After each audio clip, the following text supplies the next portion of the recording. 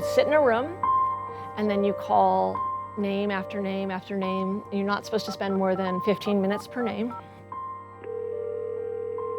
You have your chat, you talk about why you're running, what's motivating you, you make the ask, and you're silent. They either respond positively or negatively or in between, and then you're also supposed to get off the phone very quickly. It's an unbelievably dehumanizing experience.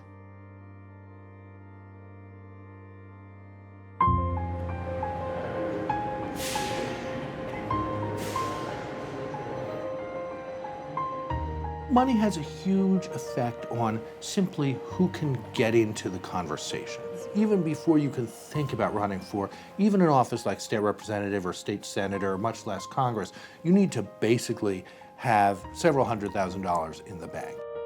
What that means, of course, is that the already elite set of Americans who can afford to run has grown even more concentrated. I think the current political system is becoming corrupted because the mechanisms of power, of governmental power, are being used to serve private interests instead of public interests. And the way that happens is through the way we fund campaigns.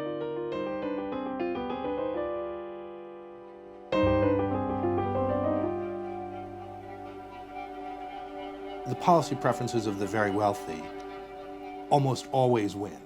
As a candidate or an elected official, those are the people you're spending time with. Those are the people whose concerns you're listening to. And then we see that in the results of politics.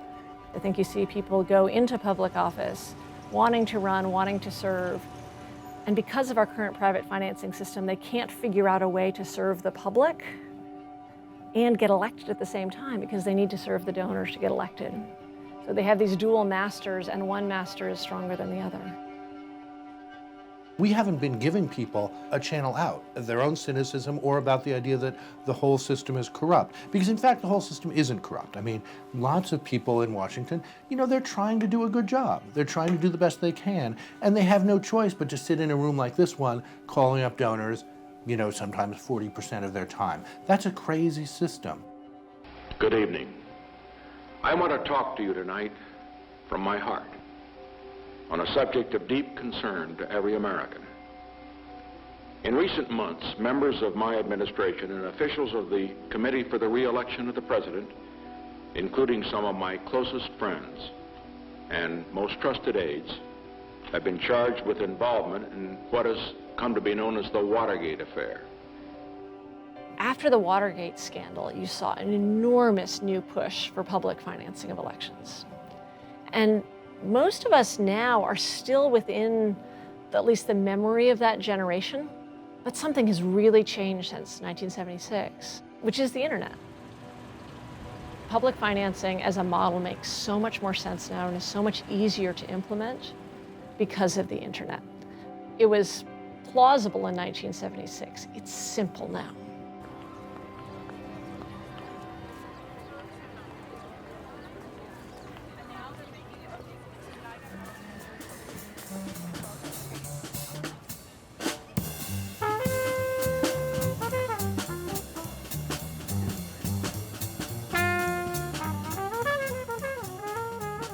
I like to look, for example, at are there ways in which technology can sort of double up the enhancement of the role of the small donor. Because of the internet, you can have public financing systems where, for example, I need to show that I have 10,000 New Yorkers who are willing to give me $1, and then I can get a big lump sum from New York State, or 5% of my would-be constituents are willing to donate $20, and then that gets matched by the state.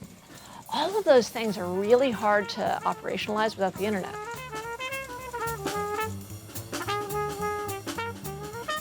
I think there is a sleeping giant of people who desperately want to believe it is possible to have more power, to have more creativity, and to have more of a really thriving, innovative, decentralized country. But it's a sleeping giant because they're scared to wake up and then it won't be real, it won't be possible.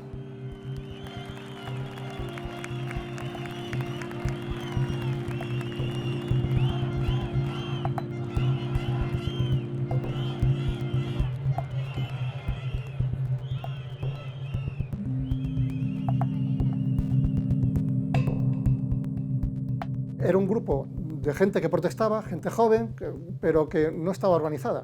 Y los propios partidos decían, si ustedes quieren reivindicar, quieren protestar por las cosas que demandan, formen un partido.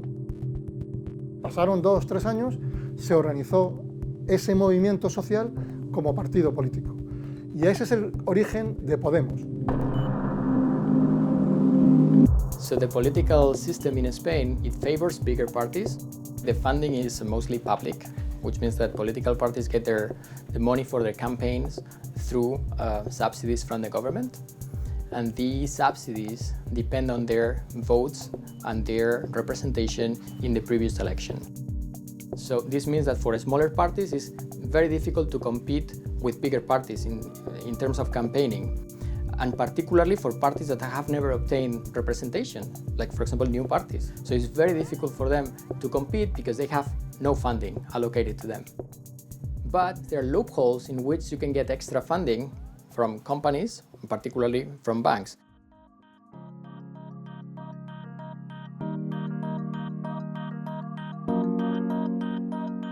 En primer lugar, el crowdfunding, que es simplemente un sistema de donaciones por proyectos, y por otro lado están los microcréditos. Financiamos las campañas electorales con lo que llamamos los microcréditos, que son avances económicos que da la gente y que luego se le devuelve una vez que salen las elecciones. Y desarrollamos las herramientas de financiación basadas en la participación y una transparencia radical. Todas las cuentas de Podemos, con cada factura escaneada, con cada gasto detallado, está reflejado en la página web. El portal de transparencia. Hemos desarrollado una web específica para publicar todas las actualizaciones que hacemos a nivel de transparencia, todas las cuentas trimestrales, también todos los cargos electos, y básicamente todo está accesible a través de nuestra página web.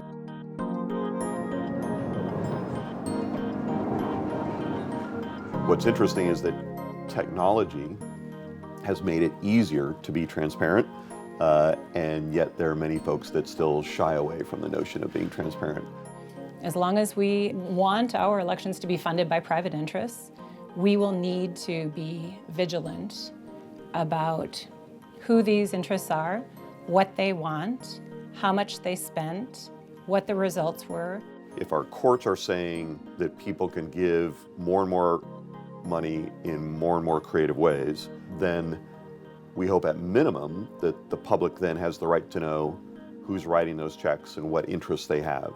So the fight that we're fighting is for transparency and accountability to be real. Campaign contributions, for instance, should be online in real time. In the past, the reason experts only had access to data is because it was hard to share data. You know, you used to have to go into a government office, and if you wanted a copy of a report, there was a copying machine over in the corner, and it would cost 5 cents or 10 cents a page to make a copy of a report, and that's how you got information. The truth is today that there is almost no piece of information that I can't access with a tap or a swipe on a smartphone. Our website is opensecrets.org. That is really our face to the world. We put all of our information on our site for free access, and we try to present it in a way that will make the information more meaningful to the average voter and citizen. For the last election cycle, we had a tool called Party Time that actually collects through crowdsourcing invitations for political fundraisers, and we share that. It's those kind of civic tech tools using data creatively that we use to bring more clarity and more sunlight to the political process and to government. I think that more openness will become a standard, that it will be an expectation that people hold. And I think it's driven by social media, and it's driven by new pieces of technology.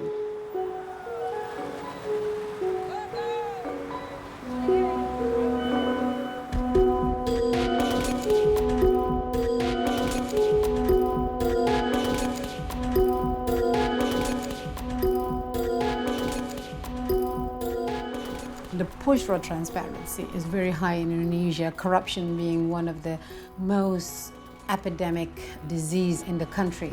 People were really longing for a transparent government, to see that their leaders are actually working for them.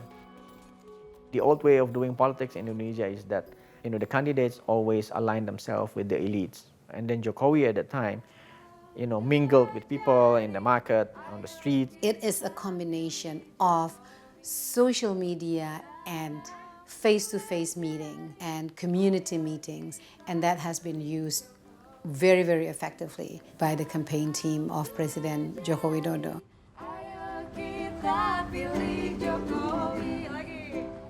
Indonesians are very, very technologically savvy. It's a social capital for Indonesia. For us, as anti-corruption organization, we use all platforms of social media. It's really easy to spread the message within a second. Graphic competition to fight against corruption. We give them data, fact about corruption cases, and then ask them how to make it in one infographic. Within 2 weeks, we get like 40 infographics.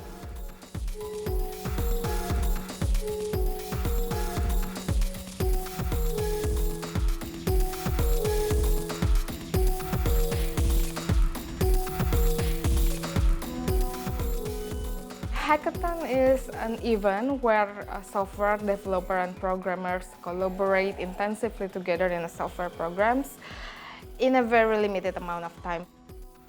We invited the developers to use our database for legislative candidates because only the developers have the magic it takes to create cool and fun mobile app for the voters. These are people who are very interested in technology, but they also want to contribute to the development of democracy in Indonesia. So for them, as a young developers, I think, to have their applications be downloaded in millions and millions of cell phones across the country, that was actually exciting. One of the really cool one is, I think, application called Caleg Store. The Caleg Store has a GPS inside, so when you open it, you can easily find your district, and then it shows all the candidates from your district, from all your parties. Millions and millions of Indonesians are able to tap into the data to be able to see, if you run from my district, who are you? What is your level of education? What have you done before? I can actually compare you with another person from another political parties, and these are all available out there openly, free of charge. Both candidates claimed victory in Indonesia's presidential election on Wednesday, and both candidates used different so-called quick counts of the ballot papers to assert their claims. The election was very close. I think only a few percent between the winner, President Jokowi, and the challenger, Prabowo Subianto, the former general. The standoff is unlikely to be settled until the country's electoral commission calls the official result in 2 weeks. However, 8 quick count companies have Joko Widodo winning with 52% of the vote. So because of the thin margin, Prabowo refused to acknowledge the result publicly announced by the quick count polling agencies like myself at the time. So we had to wait. And it took 1 month for the Indonesian Election Commission to do the manual counting. People were afraid that because of the lag of 1 month, both sides of the candidates would try to rig the election.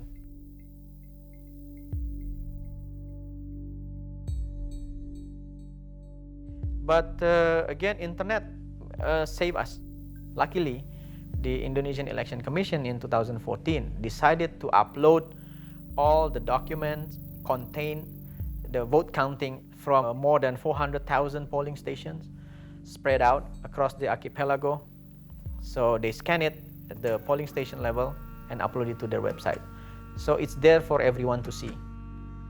But nobody think that it could be used, to do the manual counting. Initiated by some young Indonesian people. 700 volunteers that only meet online, never really meet offline. They were students, they live overseas. They live in Singapore, in Europe, and so on. So they initiated this website called Kawal Pemilu. Kawal Pemilu means guard the elections. They use internet platform to do parallel counting. So in the end, we had the counting, crowdsourced election counting. And it's done in, I think, in only 1 week. And the result was the same. So of course the Indonesian Election Commission was happy. And I think they should be given credit for uploading the form because it shows their commitment for transparency. Social media is one of the factors that contribute to the quality of our election. It's out there and it's growing. You can't stop it, right? And so the best you could do is to understand it and make use of it, because when it's used effectively, it has shown its power. People are using technology to become informed, to get engaged, to connect with people over specific issues, including policy issues, to make political donations, also to volunteer for campaigns. So in 1,000 ways, people are using digital technology to promote democracy. These tools, and as simple a thing as a smartphone, has so fundamentally changed the social compact between citizens and their government and voters and their candidates.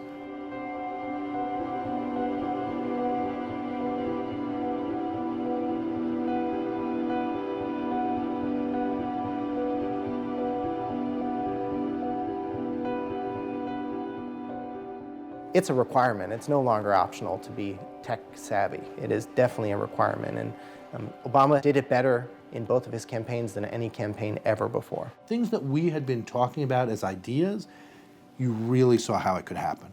The idea that people would basically sign up to send $3 a month to a campaign. You began to see something as possible that wasn't there before. So obviously technology was a big part of the small donations.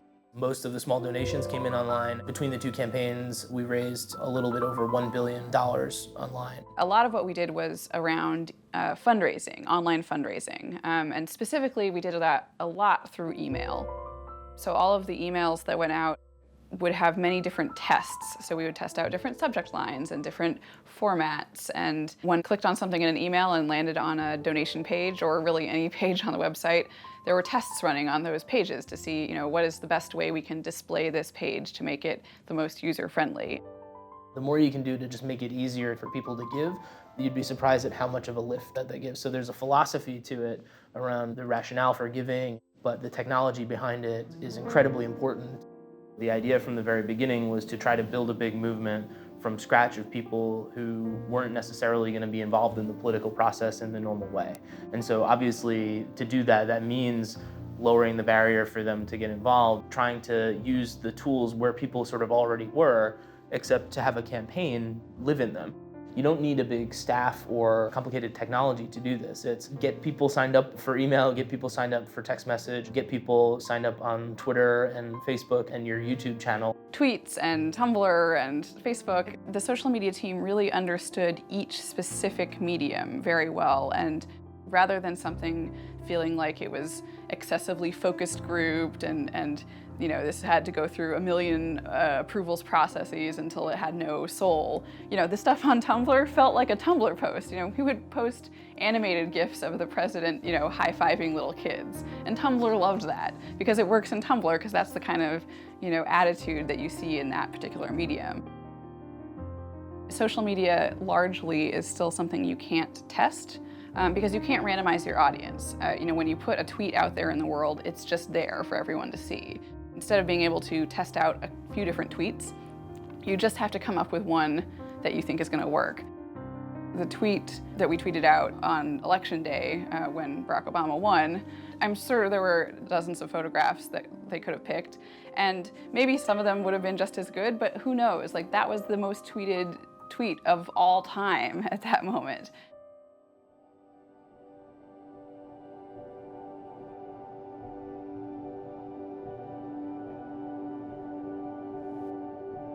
There's often a debate about whether technology is good for democracy or bad for democracy. But I don't actually think that's the question. I think the question is, in the world we live in, where we have cars, roads, and Facebook, how do we make that the most democratic world that we can? So on the one hand, I think social media is making it easier for new political parties to compete with traditional political parties. The part that I'm not sure about is whether this is improving the quality of democracy. I mean, we just live in this cacophonic world, right, where everything is just like coming at you, and so how you figure out what's important and what's not important. More and more and more people spend time on sites where they will read things that they agree with, and on sites where they will be with people who are like them. There are aspects to social media which are very, very challenging for democratic self-governance. The ways in which people self-select information, and perhaps even more so the way in which they self-select away from local news, local information. That's dangerous for democracy. If you don't understand that transparency and democracy are inherent in every use of social media and civic tech, then you fundamentally misunderstand the role of technology. The internet will be what we make of it, and the degree of freedom and capacity to speak online is a function of what we allow the internet to be.